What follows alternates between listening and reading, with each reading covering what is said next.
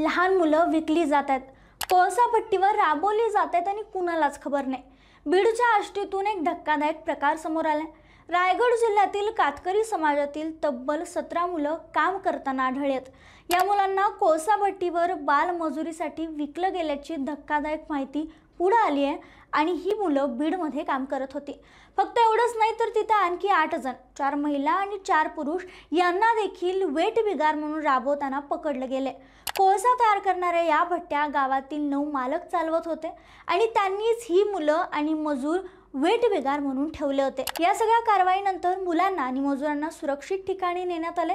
प्रशासनाचं म्हणणं आहे की पुढची कागदपत्र प्रक्रिया पूर्ण करून या सर्वांना त्यांच्या मूळ गावी पाठवण्यात येणार आहे। गावागावात अजूनही अशा पद्धतीनं गरीब समाजातील मुलांना आणि मजुरांना कामावर ठेवणाऱ्यांवर शासन कारवाई करणार का हे पाहावंच लागेल। पण सध्या तरी या 17 मुलांची आणि 8 मजुरांची सुटका ही एक मोठी दिलासा देणारी बाब ठरली आहे।